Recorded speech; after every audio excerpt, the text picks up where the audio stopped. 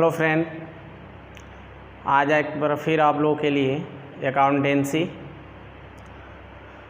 लेकर आए हैं। रिटायरमेंट ऑफ ए पार्टनर का क्वेश्चन आगे का हम लोग पिछले वीडियो में केस 1 तक देख चुके हैं। एडमिशन ऑफ पार्टनर में केस 1 था कि जिसमें रिमेनिंग पार्टनर का ना न्यू रेशियो दिया हो ना गेनिंग रेशियो दिया हो, तो कंडीशन कौन होता है? फर्स्ट होता है, केस फर्स्ट होता है। तो हम लोग आज पढ़ने वाले हैं केस 2। और अगर आप लोग फर्स्ट टाइम हमारे चैनल को देख रहे हैं तो सब्सक्राइब ज़रूर करें। और आपको एक सलाह देंगे कि आप बीच से कोई वीडियो ना देखें, हमारे प्लेलिस्ट में जाइए और वहाँ से आपको जो चैप्टर पढ़ना है वो पढ़िए। अभी तक आपको वीडियो फर्स्ट चैप्टर का not for profit organisation, admission of partner, reconstitution of partnership form का 3 चैप्टर का वीडियो अवेलेबल है। और अभी चल रहा है रिटायरमेंट ऑफ ए पार्टनर, ये वीडियो चल रहा है अभी। तो आप लोग जाकर वहाँ से देख सकते हैं। सभी का पार्ट बाई पार्ट बनाया गया है और हिंदी वाले लोग के लिए अलग पार्ट है और इंग्लिश वाले लोग के लिए अलग पार्ट है। थ्योरी का अलग किया गया है, तो आप देख सकते हैं।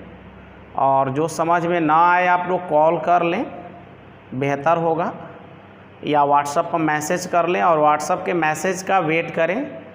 हमारे पास भी कुछ काम रहता है, काम करने के बाद ही रिप्लाई दिया जा सकता है। एट ए टाइम तो देना संभव नहीं है।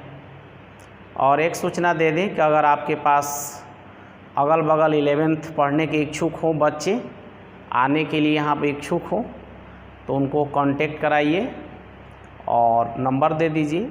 और उसके बाद उन लोग के लिए हम व्यवस्था किए हुए हैं कुछ। और जो बच्चे 12th के हैं, आपके मित्र हैं और वो मोबाइल से पढ़ने में असमर्थ है, लड़का नहीं पढ़ पा रहा है, जो पढ़ रहे हैं वो तो ठीक है, आप घर पर आइए। आपको भी जब समझ में कोई नहीं आ रहा है तो आपकी मर्ज़ी, आप एक आध दिन आ सकते हैं, पूछ सकते हैं, टाइम पूछ लीजिएगा फ़ोन करके। लेकिन हाँ, जो बच्चा आपकी फ्रेंडशिप में है और आप देख लीजिए कि वो पढ़ रहा है कि नहीं पढ़ रहा है। यदि नहीं पढ़ रहा है तो उसको थोड़ा सा आपको हेल्प करनी होगी। उसको बता दीजिएगा कि जाओ तुम कोचिंग पर, सर लोग बुलाए हैं और यहाँ उसको गाइड किया जा रहा है। तो वैसे बच्चे को जिनके पास मोबाइल की व्यवस्था नहीं है, तो ठीक है, आगे हम लोग चलते हैं केस 2 पर। देखिए, जब एक साझेदार अवकाश ग्रहण करने वाले साझेदार का संपूर्ण हिस्सा क्या कर लेता है? क्रय कर लेता है। ये केस 2 कहलाता है। मान लीजिए कि ये बी सी पार्टनर है और सी रिटायर किया, बी उसका पूरा हिस्सा ले लिया, तो इसको कहा जाएगा केस 2। तो इसमें देखिए, पहले हम ओल्ड रेशियो देखेंगे। क्वेश्चन इस पर दिए हुए हैं, ये क्वेश्चन नहीं है, एग्जाम्पल है। आप लोग क्वेश्चन 2 और 3 इसी पर डिपेंड है, बना सकते हैं आप लोग।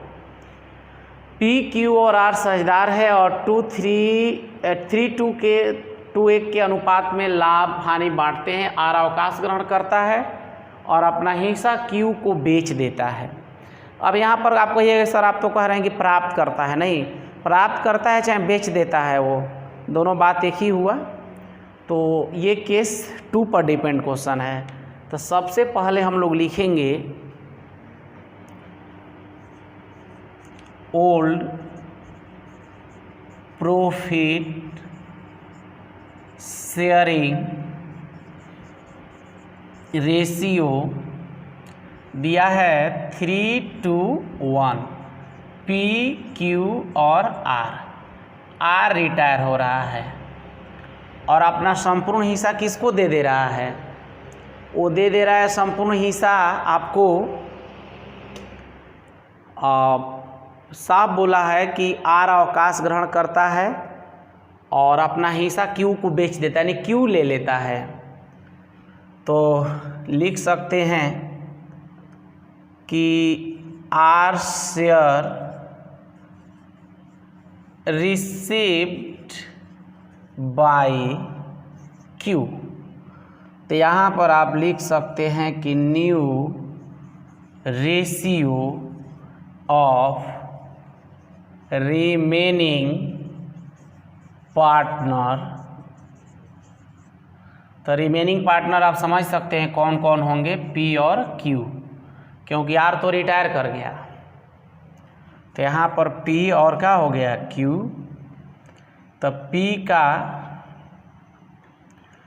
न्यू रेशियो बराबर ऐसे फार्मूला भी होता है, न्यू रेशियो इक्वल, ये रिटायरिंग में कि old profit sharing ratio plus share of retiring partner.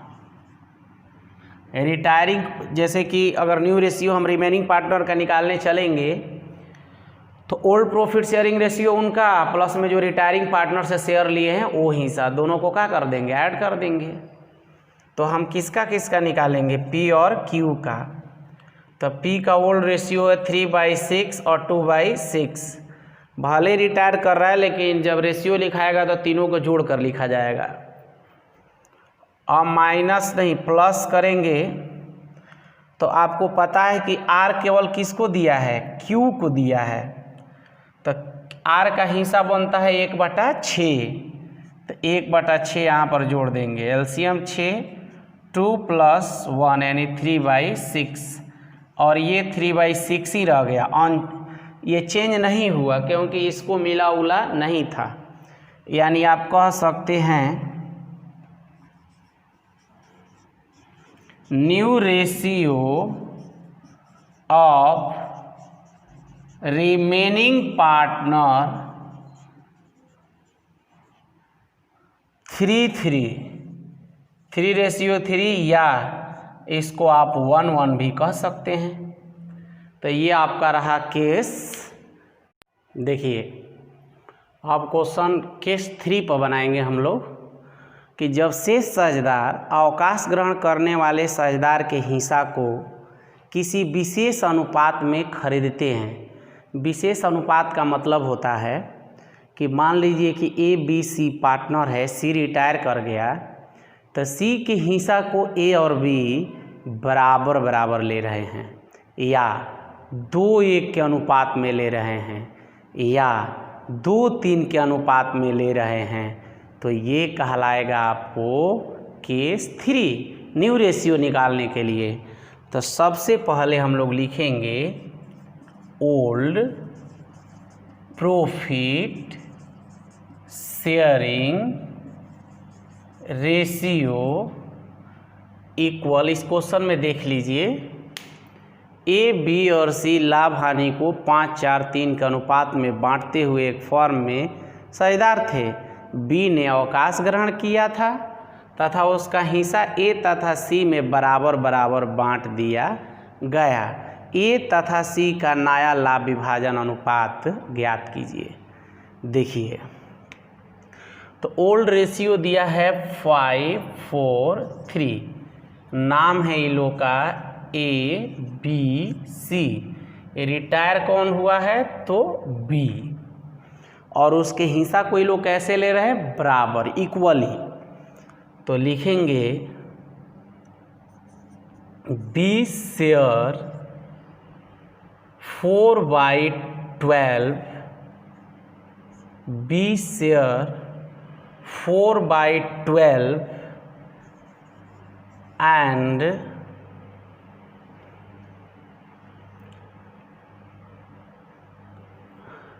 ऐसे भी लिख सकते हैं कि B share 4/12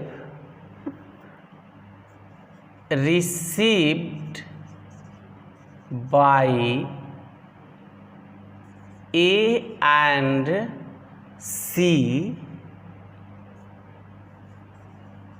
equally, A and C equally। B share 4/12 received by A and C equally, यानी बराबर प्राप्त किए हैं। कैसे प्राप्त किए हैं, बराबर बराबर प्राप्त किए हैं। देखिए केस 3 जब शेष साझेदार अवकाश ग्रहण करने वाले साझेदार के हिस्से को किसी विशेष अनुपात में खरीदते हैं। देखिए, किसी विशेष अनुपात का मतलब होता है कि जब कोई साझेदार कोई रिटायर करता है, जैसे ए बी सी पार्टनर है और सी रिटायर कर गया, तो उसके हिस्से को ए और बी बराबर बराबर प्राप्त करते हैं, तो ये विशेष अनुपात हुआ। या 2:1 के अनुपात में प्राप्त करते हैं, ये भी विशेष अनुपात हुआ। या 2:3 के अनुपात में प्राप्त करते हैं, ये भी विशेष मतलब अनुपात हुआ। तो यहाँ पर लिखेंगे ओल्ड प्रॉफिट शेयरिंग रेशियो। जैसे इस पर हमने क्वेश्चन लिखा है, ए बी और सी लाभ हानि को 5-4-3 के अनुपात में बांटते हुए एक फर्म में साझेदार थे। बी ने अवकाश ग्रहण किया तथा उसका हिस्सा ए तथा सी में बराबर बराबर बांट दिया गया। ए तथा सी का नया लाभ विभाजन अनुपात ज्ञात कीजिए। तो देखिए, ओल्ड रेशियो पहले लिख देंगे 5-4-3, यानी ए बी और सी। इसमें से कौन रिटायर हो गया? बी।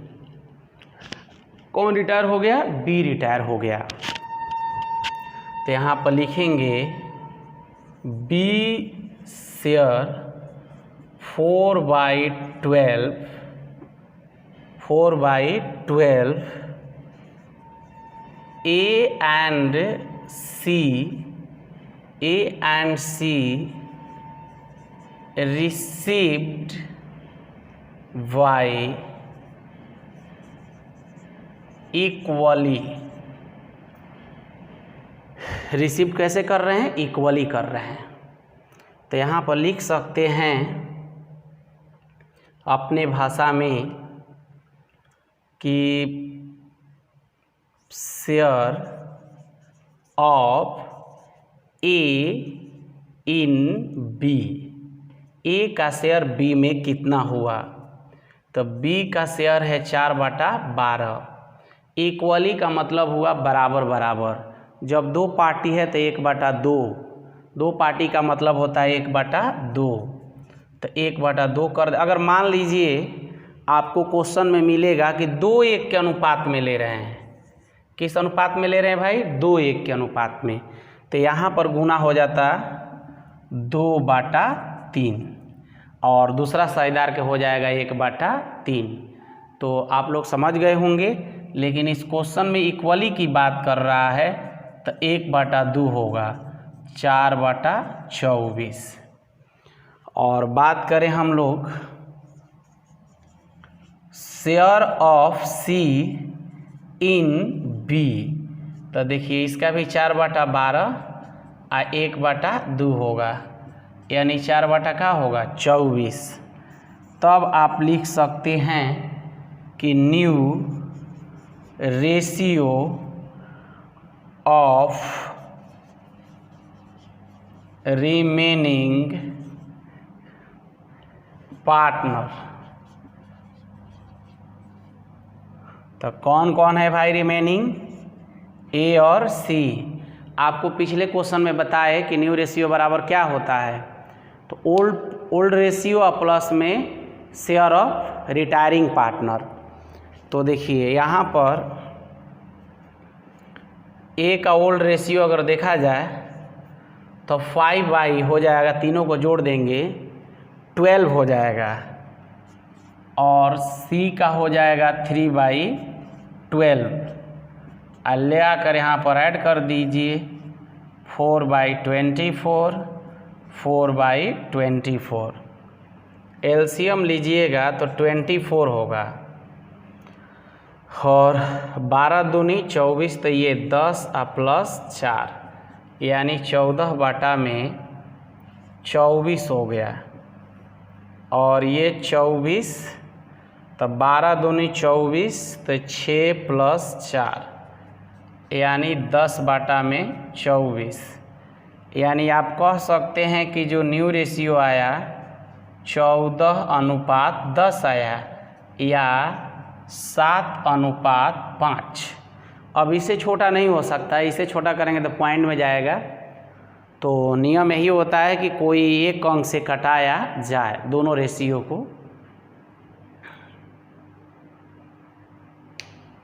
देखिए अब हम लोग बात करेंगे प्राप्ति या अधिलाभ अनुपात यानी गेनिंग रेशियो। अधिलाभ अनुपात भी कहा जाता है या प्राप्ति अनुपात भी कहा जाता है। इसका परिभाषा आप लोग को पहले भी 4th चैप्टर में बताया जा चुका है कि जब साझेदारों के बीच अनुपात में जब परिवर्तन होता है या कोई साझेदार अगर रिटायर करता है तो उसके कारण साझेदारों के अनुपात में परिवर्तन आता है। परिवर्तन के फलस्वरूप वर्तमान साझेदार का या शेष साझेदार का कहिए लाभ का जो शेयर है वो बढ़ जाता है और जितना दूसरे से वो प्राप्त करता है उसी को प्राप्ति अनुपात कहा जाता है। आप लोगों को 4th चैप्टर में बताया गया था कि लाभ हानि अनुपात में परिवर्तन के परिणाम स्वरूप जब वर्तमान साझेदार एक दूसरे साझेदार से एक वर्तमान साझेदार से जब कुछ हिस्सा प्राप्त करता है लाभ का तो उसे लाभ प्राप्ति अनुपात कहा जाता है। तो यहाँ पर भी वही है कि जब साझेदार रिटायरमेंट कर रहा है तो रिटायरमेंट के कारण उसके शेयर को जो रिमेनिंग पार्टनर लोग प्राप्त कर रहे हैं और जिस शेयर में प्राप्त करेंगे उसी को हम लोग गेनिंग रेशियो कहते हैं। तो गेनिंग रेशियो भी निकालने का 3 केस होता है। जैसे न्यू रेशियो निकालने के 3 केस होते हैं उसी तरह गेनिंग रेशियो भी निकालने के 3 केस होते हैं। तो फर्स्ट लिखेंगे जब नया लाभ विभाजन अनुपात दिया हो। इसका मतलब कि क्वेश्चन में ओल्ड पार्टनर्स का माने जो भी है पार्टनर लोग का सब ओल्ड रेशियो भी दिया हो और रिटायर करने के बाद जो रिमेनिंग पार्टनर बच गए उनका न्यू रेशियो भी दिया हो तो केस 1 कहलाता है। अभी केस देखिए दूसरा यहाँ पर आपको समझा रहे हैं। जब नए अनुपात के बारे में कुछ भी न दिया हो, जैसे कि मान लीजिए ABC पार्टनर है, C रिटायर कर रहा है और नया रेशियो नहीं कुछ बता रहा है तो ये समझ लीजिए कि केस फर्स्ट जैसा बनेगा। न्यू रेशियो निकालने का जो केस फर्स्ट था उसी पर बनेगा। अब क्या करना है कि C रिटायर कर गया तो C के हिस्सा को हटा देंगे, AB का जो रेशियो बच जाएगा वही न्यू रेशियो होगा। अब फिर उसके बाद अगर गेनिंग रेशियो निकालना होगा तो गेनिंग रेशियो निकाला जाएगा। तो ये ज़्यादा कोई मायने नहीं रखता है। ये माने जहाँ तक उम्मीद है, जहाँ तक माने सामान्यतः ये फर्स्ट केस जो न्यू रेशियो निकालने का है उसी पर ये डिपेंड है। जब साझेदारों द्वारा प्राप्त लाभ दिया हो, अगर मान लीजिए कि हम गेनिंग रेशियो निकालने वाले हैं और गेनिंग रेशियो दिया ही हो तब हमें तो निकालने की कोई आवश्यकता ही नहीं है। इसीलिए ये दोनों केस मायने नहीं रखता है। अगर कुल मिला के देखा जाए तो आप लोग को याद होगा एडमिशन ऑफ पार्टनर में हम बताए थे कि न्यू रेशियो और सेक्रीफाइस रेशियो फाइंड करने का 6 केस हम बनाए थे। उसी तरह हम कह सकते हैं कि न्यू रेशियो और गेनिंग रेशियो फाइंड करने का केस 4 है। 3 न्यू रेशियो निकालने का। अरे जब न्यू रेशियो निकल गया तो गेनिंग रेशियो तो हम आसानी से ही निकाल सकते हैं। तो उसी प्रकार एक केस इसमें से ले लेंगे बस, और बाकी 2 केस की कोई वैल्यू नहीं है। अब हम लोग आते हैं गेनिंग रेशियो वाले क्वेश्चन पर कि A, B और C 4, 3, 2 के अनुपात में लाभों का विभाजन करते हैं। B अवकाश ग्रहण करता है। यह तय होता है कि भविष्य में A और C किस रेशियो में बांटेंगे, 3:2 अनुपात में विभाजन करेंगे। लाभ प्राप्ति अनुपात की क्या कीजिए, गणना कीजिए। ये आपके लिए बहुत आसान काम हो गया। आप लोग के लिए ओल्ड रेशियो दे दिया, old profit sharing ratio, old profit sharing ratio आपका दे दिया 4:3:2। पार्टनर का नाम है ABC। उसके बाद छोटू इसमें पता चल रहा है कि B रिटायर कर रहा है। इसमें कौन रिटायर कर रहा है, B। तो B जब रिटायर कर गया तो बच गया कौन, A और C। कौन बच गया, A और C बच गया। अब देखिए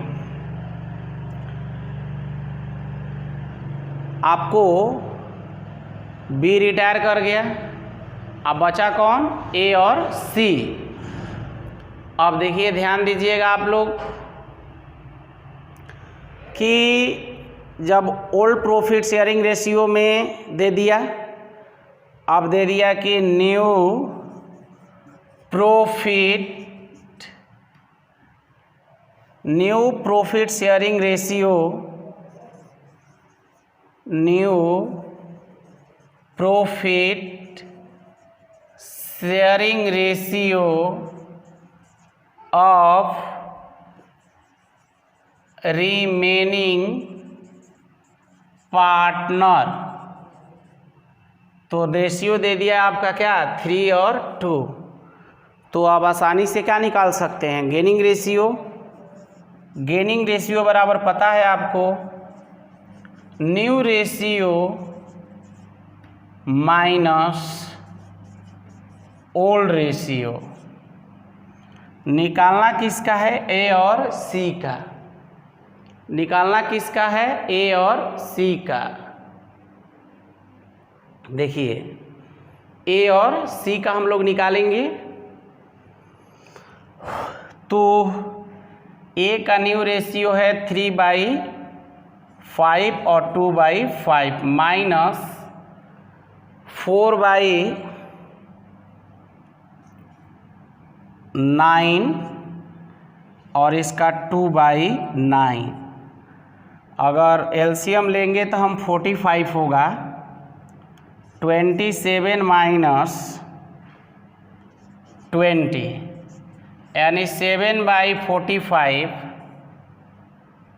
अगर बात करें हम लोग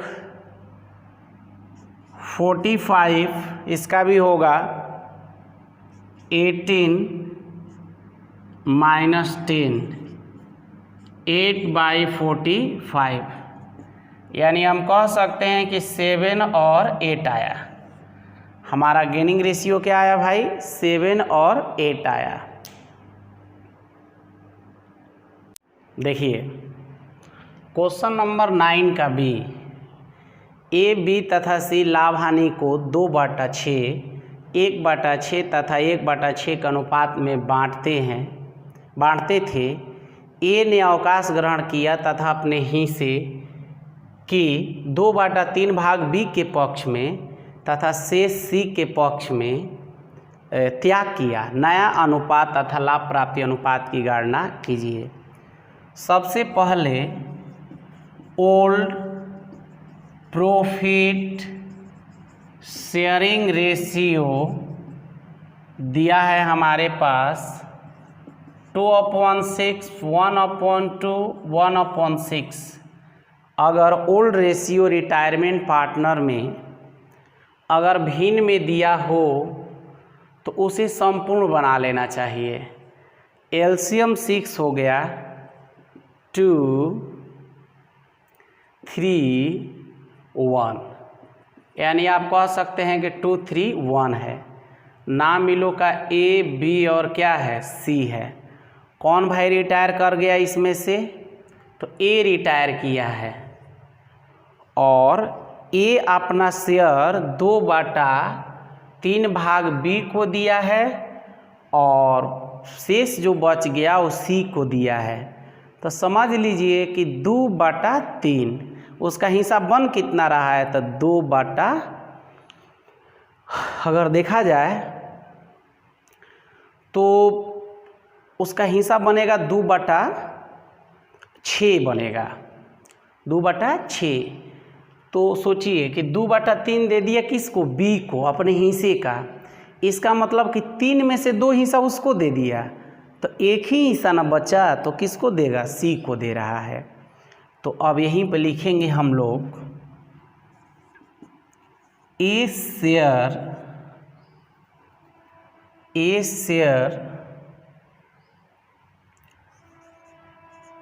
divided,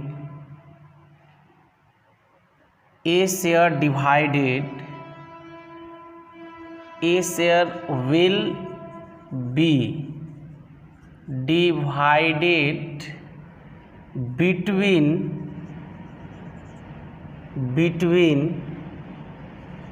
A and C in the ratio 2/3 and 1/3।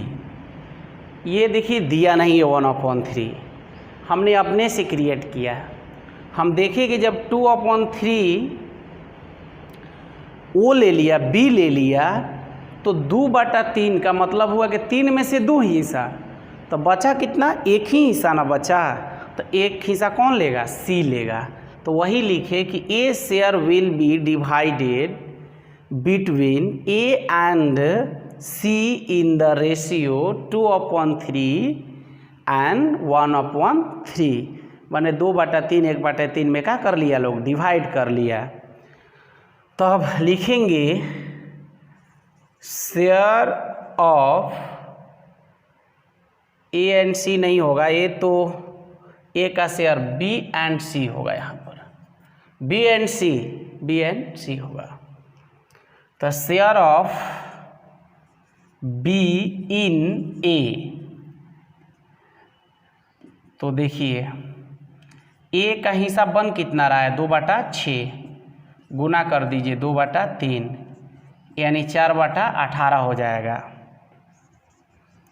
Share of C इन ए, 2/6 में 1/3 से गुना कर दीजिए 2/18। अब यहाँ पर लिखिए new ratio of remaining partner. तो बी और कौन है, सी है, तो बी और सी का न्यू रेशियो पर आपको पता है कि ओल्ड रेशियो बराबर नए साझेदार से प्राप्त शेयर जो है, तो ओल्ड रेशियो हो जाएगा 3/6 और 1/6 प्लस 4/18 2/18 18 9 + 4 यानी 13/18 18 और 3 + 2 यानी 5/18। ये न्यू रेशियो आ गया, यानी आप कह सकते हैं कि न्यू रेशियो क्या आ गया, 3 और 5 आ गया। तो हमें और क्या चाहिए, गेनिंग रेशियो भी चाहिए। तो गेनिंग रेशियो बराबर new ratio minus old ratio, किसका किसका निकालेंगे भाई, तो बी और सी का। तो देखिए न्यू रेशियो है 13/18 और 5/18, और ओल्ड है 3/6 और 1/6। अब देखिए एलसीएम 18 हो जाएगा, और ये 13 और ये 9 यानी 4/18 18 5 - 3 यानी 2/18, यानी आप कह सकते हैं कि 4 और 2, या इसको आप कह सकते हैं 2 और 1। अगर क्वेश्चन नंबर आप लोग बात करेंगे 9 का, ये तो हमने बी बनाया है। ए की अगर बात आप लोग करेंगे तो ए में दिया है कि पी क्यू आर एवं एस साझेदार है जो 7-5-2 के अनुपात में लाभ विभाजन करते हैं। एक फर्म से अवकाश एस करता है, कौन करता है, एस, और एस के अवकाश ग्रहण के पश्चात नया लाभ विभाजन अनुपात और लाभ प्राप्ति अनुपात की गणना कीजिए। देखिए कुछ नहीं करना है इसमें, पहले आप लोग ने ओल्ड रेशियो लिख लीजिएगा, ओल्ड रेशियो में एस का हिस्सा निकाल दीजिएगा, जो बचेगा रेशियो उससे साझेदार का न्यू रेशियो हो जाएगा। आज जब न्यू रेशियो आपको पता चल जाएगा तो आपको गेनिंग रेशियो तो निकालने आता है, new ratio minus old ratio निकाल लेंगे आप लोग, ठीक है। देखिए हम लोग अब नेक्स्ट टॉपिक पर बात करेंगे। इसमें ख्याति का लेखांकन संव्यवहार लेखांकन मानक यानी अकाउंटिंग स्टैंडर्ड 26 के अनुसार। तो देखिए लेखांकन मानक यानी अकाउंटिंग स्टैंडर्ड 26 का ये मानना है कि जब कोई साझेदार प्रवेश करता है या जब कोई साझेदार रिटायरमेंट करता है तो उस टाइम हमें गुडविल अकाउंट ओपन नहीं करना चाहिए। इसका मतलब है कि गुडविल कहीं जर्नल में नहीं दिखना चाहिए, क्योंकि गुडविल अकाउंट जब ही ओपन होता है जब गुडविल आता है और उसके लिए हम पैसा देते हैं। तो यहाँ पर जब कोई एडमिशन होता है और जब रिटायर कोई करता है तो उस केस में गुडविल खरीदा नहीं जाता है, इसीलिए गुडविल का कोई एंट्री नहीं होगा, पहली बात। दूसरी बात कि जब जिस तरह से साझेदार प्रवेश करते थे तो गुडविल लेकर आते थे और ओल्ड पार्टनर उसको क्या कर लेते थे, बांट लेते थे सेक्रीफाइस रेशियो में। उसी प्रकार जब कोई पार्टनर रिटायर करेगा तो जो रिमेनिंग पार्टनर होंगे जब उसके शेयर को लेंगे तो उनका हक बनता है कि जो रिटायर पार्टनर कर रहा है तो उसके गुडविल में हिस्सा हम लोग दें, क्योंकि उसके लाभ के हिस्सा वो लोग ले रहे हैं। जितना जितना लोग लेंगे उतना उतना गुडविल में हिस्सा उसको देंगे, यानी कहा जाएगा कि क्षतिपूर्ति पूरा करेंगे, यानी जिसको हम लोग बोलते हैं कॉम्पनसेटेड, यानी उनको क्षतिपूर्ति पूरा करते हैं। तो अब हम लोग की बात ये आती है, ये दूसरी बात हुआ लेखांकन मानक 26 के अनुसार, अकाउंटिंग एंड स्टैंडर्ड 26 के अनुसार। पहली बात कि admission of partner, retirement of partner में गुडविल अकाउंट ओपन नहीं होता है, यानी गुडविल कहीं भी जर्नल में दिखना नहीं चाहिए। जैसे कि अगर पहले से गुडविल है उसको तो बांटने के लिए एंट्री किया जाता है, डिस्ट्रीब्यूट किया जाता है, लेकिन जो गुडविल वैल्यूएशन किया जाता है देने के लिए रिटायरिंग पार्टनर को, वहाँ पर गुडविल नाम की कोई वर्ड नहीं आना चाहिए। क्योंकि जर्नल में आप एडमिशन ऑफ पार्टनर में भी देखे होंगे आप लोग कि हम लोग प्रीमियम लिख देते थे, क्या लिख देते थे, प्रीमियम लिख देते थे।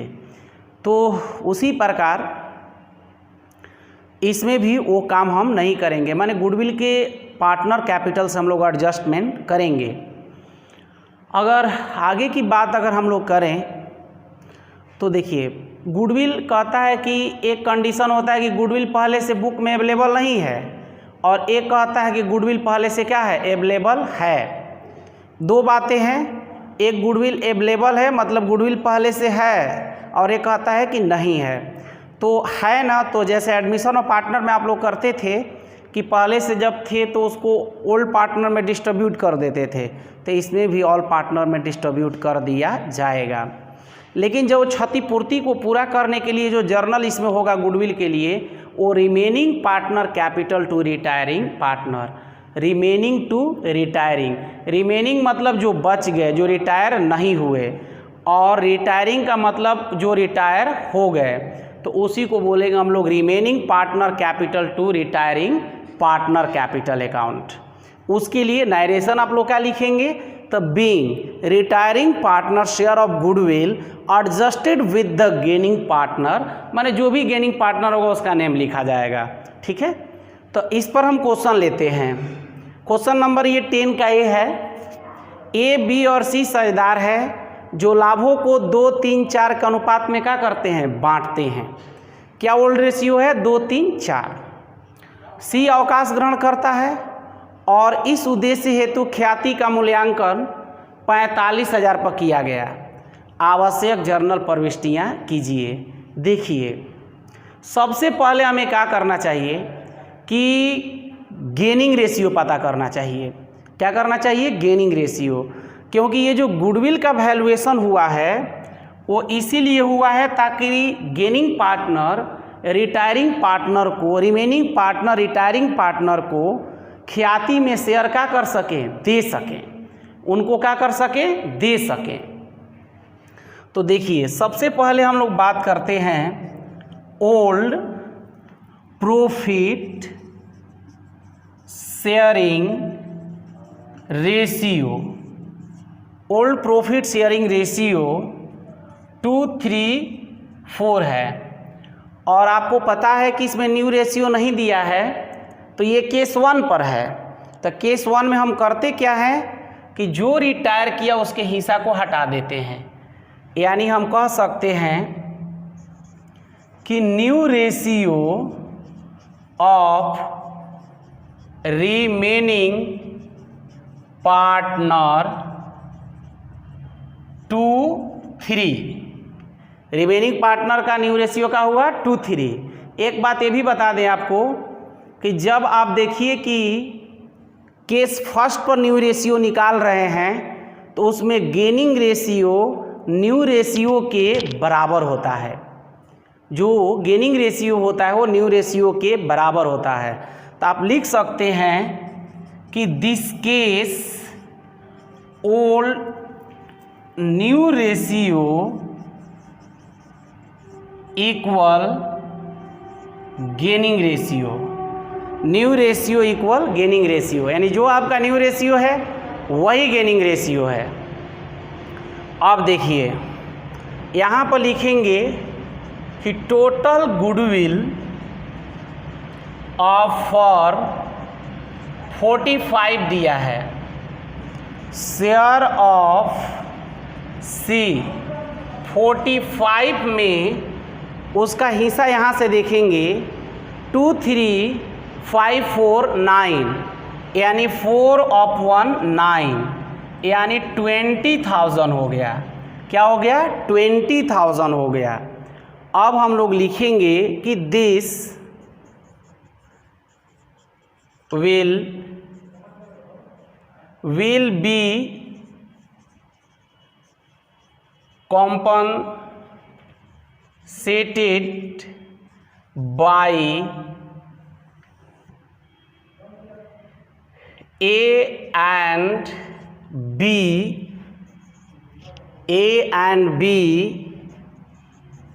in the ratio 2:3। किस रेशियो में भाई करेंगे कॉम्पनसेटेड, यानी क्षतिपूर्ति कैसे करेंगे, उसके क्षतिपूर्ति कैसे करेंगे तो 3:2 में करेंगे। तो अब देखिए यहाँ पर हम लोग A और B का निकाल देंगे।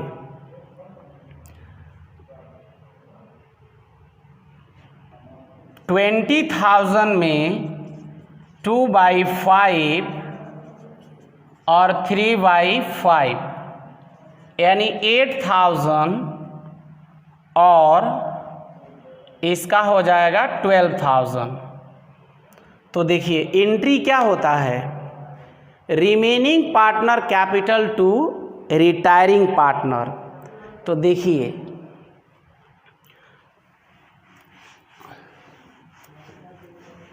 जर्नल हम लोग कर देंगे। अब तो remaining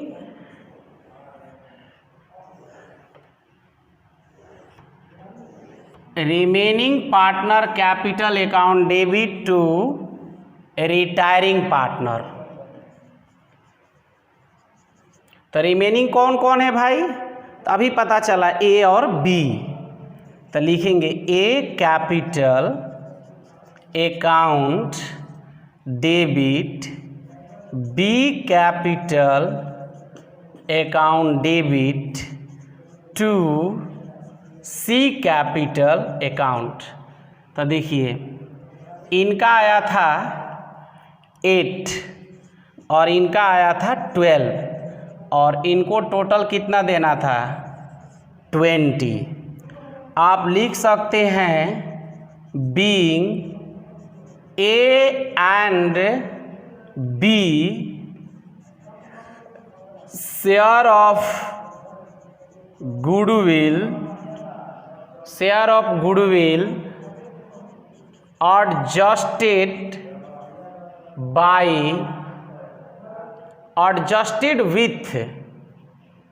adjusted with gaining partner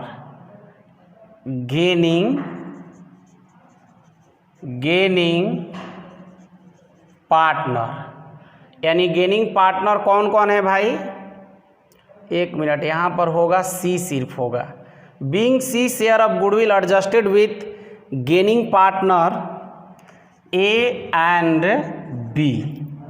ये आपका जर्नल क्या हुआ, कंप्लीट हुआ। तो इस पर आगे क्वेश्चन आप लोग क्या कर सकते हैं, बना सकते हैं।